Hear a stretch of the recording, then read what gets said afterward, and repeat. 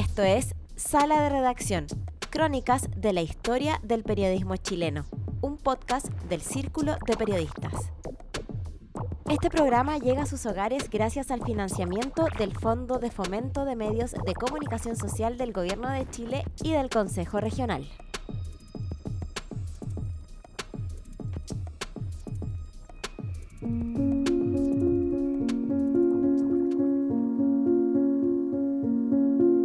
La historia de las comunicaciones y el periodismo chileno no puede contarse sin hacer mención al rol que cumplieron los diarios vespertinos que circularon en el siglo XX, especialmente de dos periódicos que compitieron por informar, La Segunda y Última Hora. Actualmente, con solo un vespertino sobreviviente, el panorama es muy distinto y ya no tiene el mismo valor debido a la inmediatez que permite Internet. En un contexto en el que nos enfrentamos a la información constante, leer un diario parece ser más un asunto de tradición que de necesidad. Muchas veces buscamos informarnos ingresando a redes sociales, entendiendo que lo que conocíamos como golpe noticioso hoy podría ser lo que se llama trending topic. Indagar en cómo reporteaban los periodistas sin las herramientas tecnológicas actuales nos lleva a describir una época olvidada, donde repasamos la historia de los periódicos vespertinos más destacados. Las últimas noticias del Mercurio apareció en 1902 y es considerado el primer vespertino informativo. Luego vendría Los Tiempos, fundado en 1922 por la empresa periodística La Nación. Ya en los años 30 surgió La Segunda, que consolidó la existencia de un vespertino dedicado especialmente a informar sobre los acontecimientos de la mañana. En 1943 apareció Las Noticias de Última Hora. El periodista Manuel Cabieses estuvo en este medio y nos cuenta su experiencia.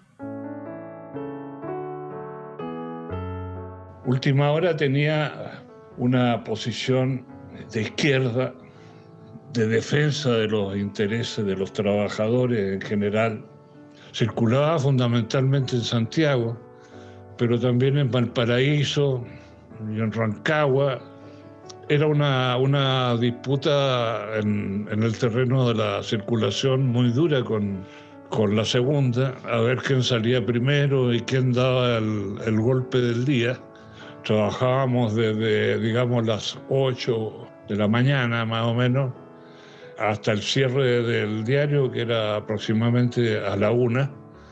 El diario se imprimía en la imprenta Horizonte del Partido Comunista, donde también se editaba El Siglo y otras publicaciones. Los directores que yo conocí fueron en primer lugar Arturo Mate, luego estuvo Aníbal Pinto y más tarde José Toá, cuando el diario fue adquirido por el Partido Socialista, y finalmente Hernán Uribe, que estuvo en esas funciones hasta el 11 de septiembre de 1973. El edificio donde estábamos tenía una terraza y desde ahí, de esa terraza, pudimos ver el bombardeo de La Moneda y el Palacio de Gobierno ardiendo. Nos habíamos preparado para sacar una edición especial, pero claro, a esa hora ya la imprenta Horizonte estaba ocupada por los militares y no había ningún caso de publicar nada. La periodista Bernardita Aguirre también participó en este diario. Yo trabajé ahí en política, mi compañera de trabajo era la Manuela Robles, reporteamos política. Reportear política significa ir al Congreso todos los días, intercambiar con los diputados, con los senadores, en fin, es muy interesante. Yo por lo menos iba todos los días al Congreso, me daba una vuelta a La Moneda y hacía como más temas, se llamaba política en puntilla. Y lo otro agradable es que siempre se podía tomar té en el Congreso, té famosos. Tú podías ir con los diputados y ahí empezar a sacarle un poco de información. Ahora, en La Moneda era distinto, porque en La Moneda, te digo, era un sistema muy... El vocero era Daniel Vergara. Estaba muy canalizado todo en él, en la vocería de él. Eran momentos muy difíciles para el país y el gobierno era atacado por todos lados y principalmente por los diarios de derecha. trabajé hasta el 10 de septiembre del 73. El domingo 9 ocurrió algo importante en ese momento, que fue una reunión del Partido Socialista en que Altamirano pronunció un discurso muy importante. Y obviamente que ya se veía que venía un golpe, pero nosotros no teníamos ninguna certeza de eso. Y no alcancé a llegar el 11. Entonces fue bien traumático, porque en realidad hubo varios días en que no subimos nada de los compañeros. Y bueno, yo me quedé en mi casa y posteriormente yo me asilé y me fui de Chile. La segunda surgió en julio de 1931 como edición extraordinaria del entonces vespertino Las Últimas Noticias, de la empresa El Mercurio.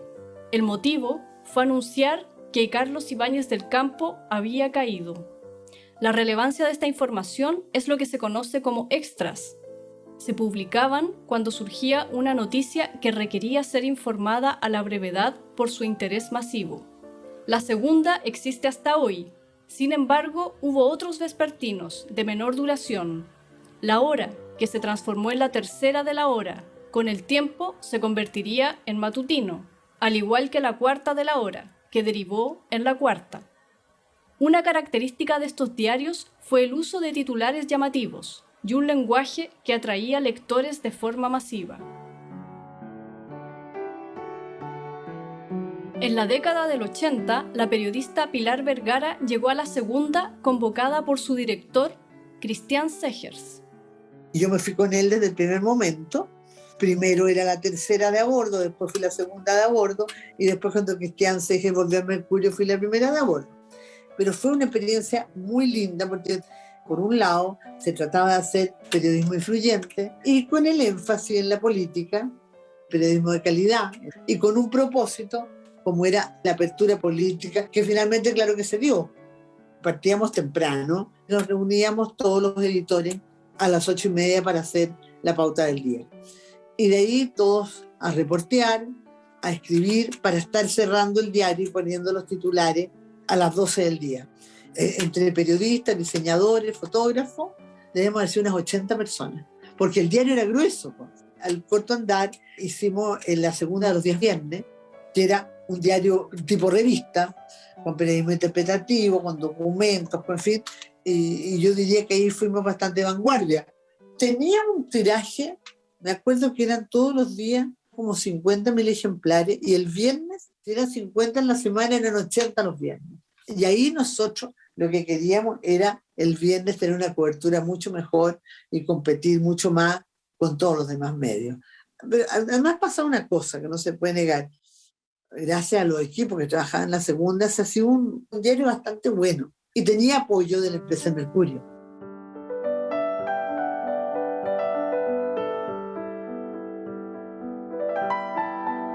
Pilar Vergara fue la segunda mujer que dirigió un diario en Chile.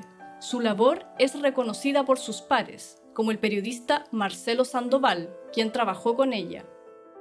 La segunda, de ser un muy buen diario, el diario de la tarde, el diario que golpeaba, se convirtió en un medio con mucha información. Y don Cristian Segers tiene el mérito de haber incluido la palabra política y sociedad en las notas. Fue el primer medio que le dio cabida a las orientaciones políticas que había en ese momento, que es un periodo bastante importante porque me tocó vivir parte de la dureza que había en los medios y en los medios con lo que era la política. Todo el personal llegaba alrededor de las 8:15, 8:30, y entre 8:30 y 8:45 todo el mundo ya tenía medianamente su pauta clara. Las secciones de entretenimiento, las secciones de las últimas páginas generalmente dejaban algo adelantado, pero si en la mañana había una nota importante que hacer o llegaba alguien importante al país, había que estar a las 6 de la mañana, volar al diario y escribir lo más rápido posible, porque esas páginas se tenían que ir a impresión y para darle el espacio a las páginas que tenían más posibilidades de despachar a última hora, que eran las páginas, por supuesto, de política, sociedad y crónica nacional. La segunda fue el primer medio en Chile entre el año 82 y el año 83 que utilizó el sistema computacional. las máquinas Harris, que fueron las primeras con las cuales los periodistas escribimos, aunque era un sistema rudimentario, pensando en lo que hoy tenemos, sí te daba ciertas alternativas que hacían que tu trabajo fuera mejor.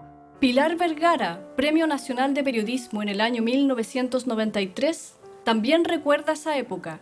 Un diario vespertino se juega su llegada a la gente todos los días. En cada esquina, esa vocería de las noticias, los suplementeros voceando las noticias en las esquinas en el centro, voceando las noticias en los paraderos de autos, en los paraderos de micro. Había uno que se disfrazaba. O sea, que las noticias eran importantes y que existían los golpes periodísticos. Ahora no, sí existen, pero más distantes y de otra naturaleza porque está el Internet. Tú vas sabiendo al minuto todo lo que va pasando. Yo diría que lo más importante hoy es distinguir lo que es verdad y lo que es mentira de las miles de cosas que circulan como informaciones. O sea, llegar con el diario es el mayor problema de los diarios vespertinos aquí y en todas partes del mundo. Por eso se fueron desapareciendo. Hoy por hoy no existe ese problema porque el acceso está por Internet. La hora que la gente ve noticias y que puede leer mejor es durante toda la tarde.